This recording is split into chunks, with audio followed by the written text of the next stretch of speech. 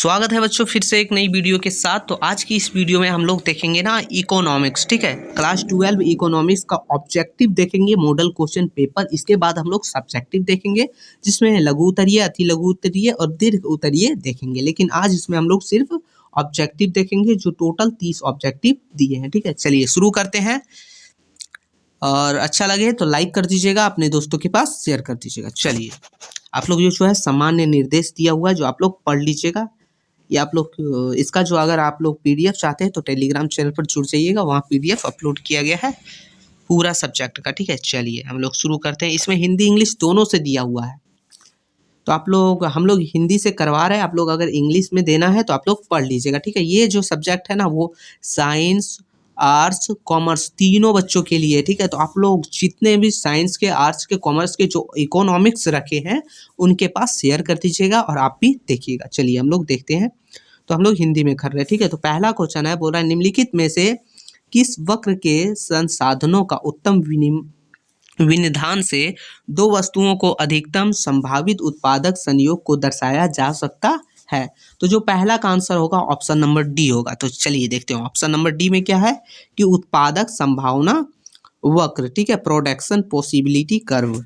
ये आप लोग इंग्लिश में देख लीजिएगा। चलिए दूसरा है, बोल रहा है कि निम्न में से किस प्रश्न का संबंध विशिष्ट अर्थशास्त्र से है, कूटों का प्रयोग करते हुए सही विकल्प का चयन कीजिए। तो इसका जो आंसर होगा ना, दूसरा का ऑप्शन नंबर इसका भी डी होगा। डी देखिए यहाँ 4 दे दिया, कोई दिक्कत नहीं, ऑप्शन डी हो या 1 2 3 4 इस तरीके से लिखा हुआ, आप लोग आंसर पे ध्यान दीजिए। तो पहला इसका जो आंसर होगा कि एक देश में वस्तु को कीमतें क्यों बढ़ती है, तो ये आंसर होगा।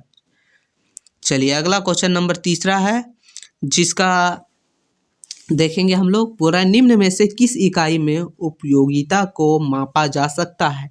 तो किस इकाई में जो है उपयोगिता को मापा जाता है, तो ये तीसरा का आंसर होगा ऑप्शन नंबर डी, रुपया में मापा जाता है। किसमें? रुपया। चलिए चौथा है कि यदि किसी वस्तु की मांग की कीमत लोच व मान 2 से हो तो उस वस्तु की मांग होगी, ठीक है। लोच का मान 2 है तो उस वस्तु का मान कितना होगा, तो ये इसका मांग होगी। तो ये जो चौथा का जो आंसर होगा ना, ऑप्शन नंबर बी हो जाएगा, लोचादार, ठीक है। चलिए अगला देखते हैं हम लोग, क्वेश्चन नंबर 5वां।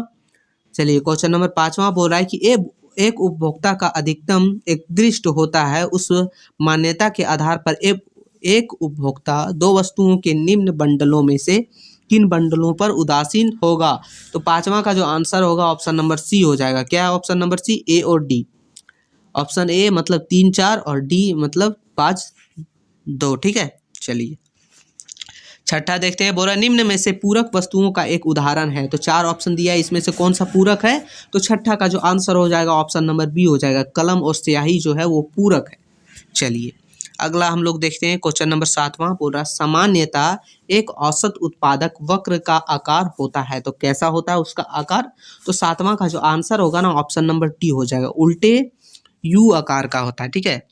चलिए क्वेश्चन 8वां देखते हैं। बोल रहा है कि पैमाने का स्थिर प्रतिफल के उत्पादन फलन में यदि साधनों को दोगुना वृद्धि की जाती है तो उत्पादन में वृद्धि होगी। कितना वृद्धि होगी? जब संसाधनों का दुगुना किया जाएगा तो 8वां का जो आंसर होगा ऑप्शन नंबर सी होगा, उसका भी दुगना ही होगा, ठीक है।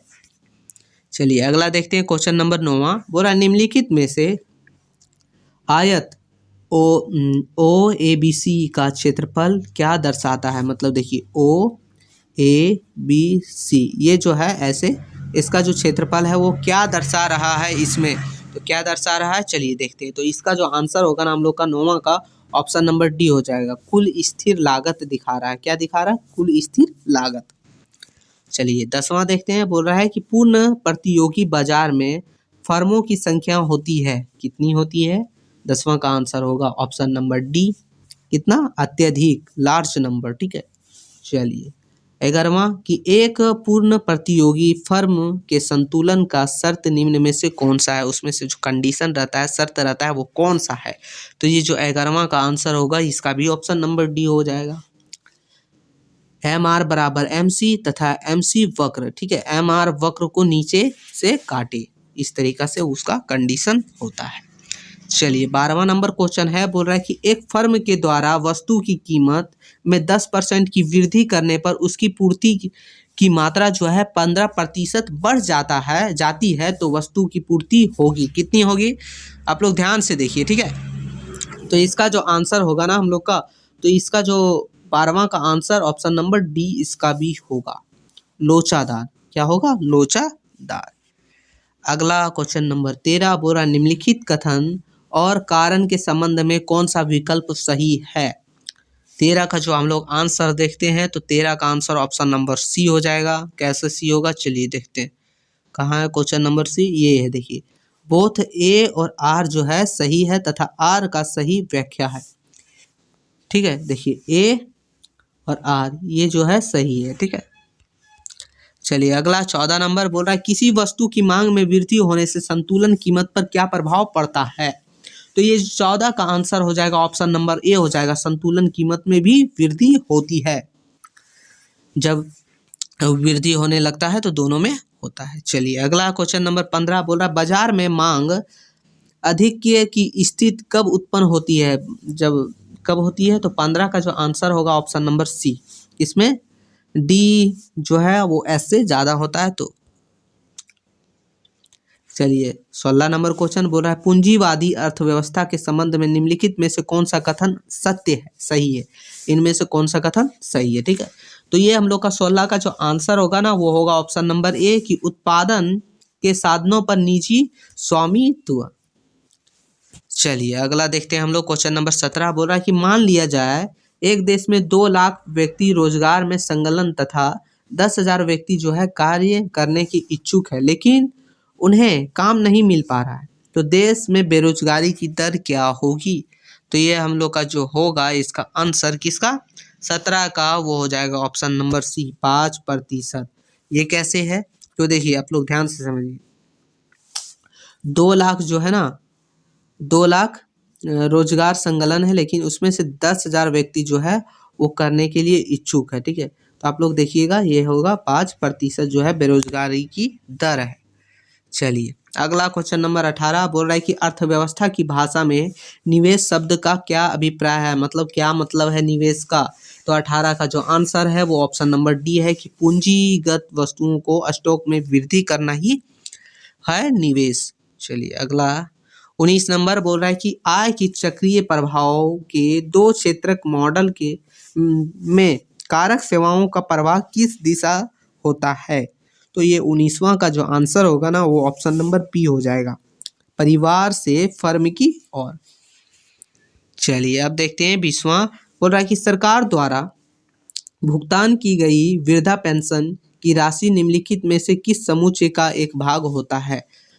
तो मतलब कहाँ से जो भुगतान करता है सरकार वृद्धा पेंशन वो किसका भाग होता है? तो ये जो 20वां का आंसर होगा ना वो ऑप्शन नंबर डी हो जाएगा, वो होता है व्यक्तित्व आय का, ठीक है, पर्सनल इनकम। चलिए अगला 21 नंबर बोल रहा है निम्नलिखित में से विनिमय का एक सर्वमान्य माध्यम कौन सा है? विनिमय का कौन सा माध्यम है? तो 21वां का ऑप्शन नंबर डी हो जाएगा, मुद्रा मतलब मनी जो है विनिमय का एक सबसे अच्छा माध्यम है, ठीक है, सर्वोत्तम। चलिए 22 नंबर देखते हैं, बोल रहा है कि ब्याज दर में वृद्धि का मुद्रा की नकदी मांग में क्या प्रभाव होता है? ब्याज दर में बढ़ेगा तो मुद्रा में जो है नकदी मांग में क्या प्रभाव पड़ेगा? तो 22वां का आंसर ऑप्शन नंबर बी, मुद्रा की नकदी मांग जो है वो कमी होती है, उसमें कमी हो जाती। 23 नंबर बोल रहा है कि अर्थव्यवस्था में मुद्रा की पूर्ति को बढ़ाने के लिए एक केंद्रीय बैंक के द्वारा अपनाए गए निम्न उपाय है, निम्न कूटों का प्रयोग करते हुए सही विकल्प का चयन कीजिए। तो इसका जो सही विकल्प क्या होगा? तो चलिए जो हम लोग का है 23 नंबर, 23वां का जो सही विकल्प है ऑप्शन नंबर सी है, ऑप्शन नंबर सी है कोष अनुपात की कमी, ठीक है। ये है ए और बी हो जाएगा। ए है मतलब बैंक दर की कमी और प्रतिभूतियों की बिक्री। चलिए ये हम लोग का सही हो जाएगा। चलिए देखते हैं अब हम लोग का 24 नंबर बोल रहा है कि निम्नलिखित में से किस कर को कागजी कर कहा जाता है? मतलब कौन सा टैक्स कर, मतलब टैक्स को कागजी टैक्स कहा जाता है?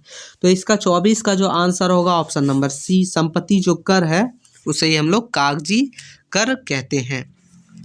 निम्नलिखित में से प्रत्यक्ष कर का एक उदाहरण कौन सा है? प्रत्यक्ष कर मतलब डायरेक्ट टैक्स, ठीक है, टैक्स।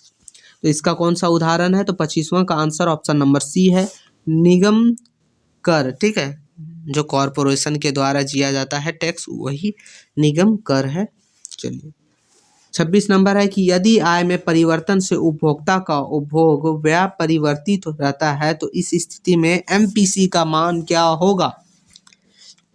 चलिए 26 का जो आंसर हो जाएगा वो हम लोग का होगा ऑप्शन नंबर सी, 0 होगा। कितना होगा? 0।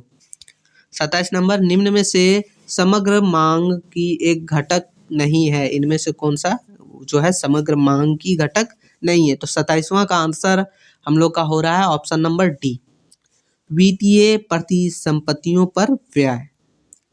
28 नंबर देखेंगे हम लोग, बोल रहा है कि कुल निर्गत में परिवर्तन तथा स्वायत्त निवेश में परिवर्तन का अनुपात क्या कहलाता है? तो 28 का जो आंसर होगा वो ऑप्शन नंबर सी हो जाएगा, गुणक कहलाता है, गुणक।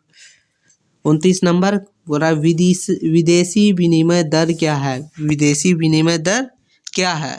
तो 29 का आंसर ऑप्शन नंबर डी इसका भी है कि विदेशी मुद्रा को विदेशी मुद्रा में कीमत, देसी मुद्रा को जो है विदेशी मुद्रा में कीमत को ही हम लोग जो है कहते हैं विदेशी विनिमय। 30वां है, बोल रहा है कि वस्तुओं एवं सेवाओं के अंतर्राष्ट्रीय लेन देन के संतुलन को क्या कहते हैं? तो उसे कहा जाता है, 30वां का ऑप्शन नंबर सी, व्यापार संतुलन, बैलेंस ऑफ ट्रेड, ठीक है। तो यही हम लोग का टोटल 30 क्वेश्चन था इकोनॉमिक्स का, जो आप लोग देख लीजिएगा। और इसके बाद हम लोग करेंगे लघु उत्तरीय, जो अगला वीडियो में होगा। तो आप लोग अगर ये वीडियो अच्छा लगा हो तो लाइक कर दीजिएगा। फिर से मिलते हैं आगे की वीडियो में, तब तक के लिए जय हिंद, जय भारत।